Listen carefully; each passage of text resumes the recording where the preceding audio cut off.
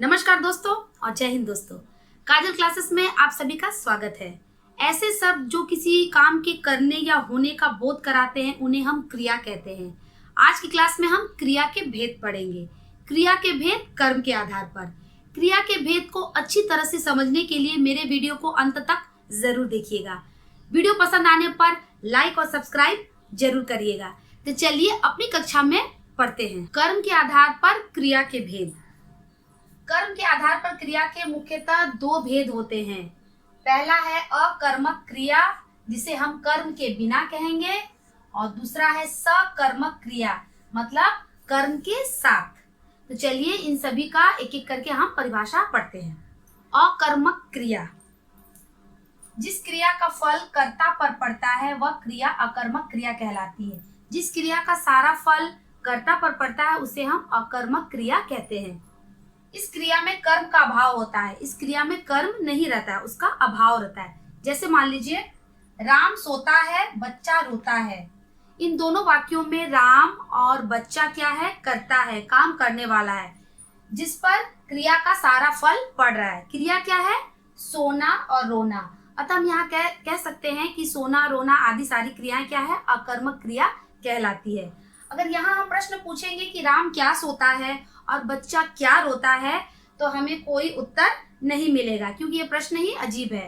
राम क्या सोता है? कुछ सो सकता है? या फिर बच्चा क्या कुछ रोता है? ये प्रश्न ही अजीब है, क्योंकि सोने और रोने का कोई कर्म नहीं होता है जिसके लिए हम क्या प्रश्न पूछें। अर्थात हम कह सकते हैं कि जिस क्रिया को कर्म की जरूरत नहीं पड़ती है, या जो क्रिया प्रश्न पूछने पर कोई उत्तर नहीं देती है, उसे हम अकर्मक क्रिया कहते हैं। अकर्मक क्रिया के कुछ और उदाहरण, जैसे घोड़ा दौड़ता है, सांप रेंगता है, कोमल हंसती है, राम बचाता है। इन सभी वाक्यों में दौड़ता है, रेंगता है, हंसती है, बचाता है में कर्म का अभाव है। ठीक है, इस पर सारा असर जो है, जो सारा फल है, वो कर्ता पर पड़ा है। घोड़ा, सांप, कोमल, राम, ये सभी क्या है? कर्ता है, इस पर सारा असर पड़ता है। तो ये सभी क्या है? अकर्मक क्रिया के उदाहरण है। सकर्मक क्रिया, जिस क्रिया में कर्म का होना जरूरी होता है वह क्रिया सकर्मक क्रिया कहलाती है। जिस क्रिया में कर्म का होना जरूरी होता है उसे हम सकर्मक क्रिया कहते हैं।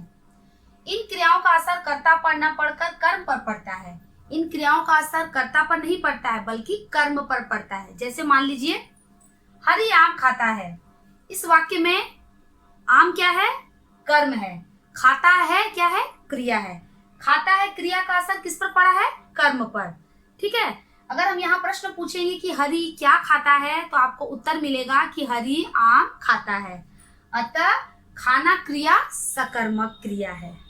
सकर्मक क्रिया के कुछ उदाहरण, राजा फल खाता है, पंकज गाड़ी चलाता है, राजू बाइक चलाता है, राधा सब्जी बनाती है, रमेश सामान लाता है।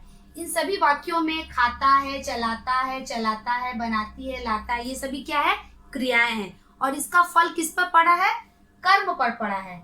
इसलिए यहाँ पर क्या है? ये सभी सकर्मक क्रिया के उदाहरण हुए। सकर्मक क्रिया के भी दो भेद होते हैं, एक कर्मक क्रिया और द्विकर्मक क्रिया। उसके नाम क्या क्या है? एक कर्मक क्रिया और द्विकर्मक क्रिया। एक कर्मक क्रिया, जिस क्रिया में एक ही कर्म हो वह एक कर्मक क्रिया कहलाती है। जैसे मान लीजिए, राजू बाइक चलाता है। राजू बाइक चलाता है, चलाता क्या है? क्रिया है, और इसका चलाना क्रिया का कर्म क्या है? बाइक। एक ही कर्म है, इसीलिए ये किसके अंतर्गत आएगा? एक कर्मक क्रिया के अंतर्गत आएगा। जहां पर एक ही कर्म होता है उसे हम एक कर्मक क्रिया कहते हैं। द्विकर्मक क्रिया, द्विकर्मक क्रिया क्या है? जिस क्रिया में दो कर्म होते हैं वह द्विकर्मक क्रिया कहलाती है। जिस क्रिया में हम दो कर्म देखते हैं वह द्विकर्मक क्रिया कहलाती है। पहला कर्म सजीव होता है, उसका जो पहला कर्म होता है वो सजीव होता है, और जो दूसरा कर्म होता है वो निर्जीव होता है। जैसे मान लीजिए, मोहन ने सोहन को रुपए दिए। मोहन ने सोहन को रुपए दिए। इस वाक्य में देना क्या है? क्रिया है। मोहन ने सोहन को रुपए दिए, यहाँ पर दो कर्म है, एक कर्म है सोहन और दूसरा कर्म है रुपए। तो जो पहला कर्म है वो सजीव है और जो दूसरा कर्म है वो है निर्जीव। इस तरह यहाँ पर द्विकर्मक क्रिया हुई। तो आज की वीडियो यहीं तक, मिलते हैं अपने आने वाले नेक्स्ट वीडियो में। तब तक के लिए धन्यवाद।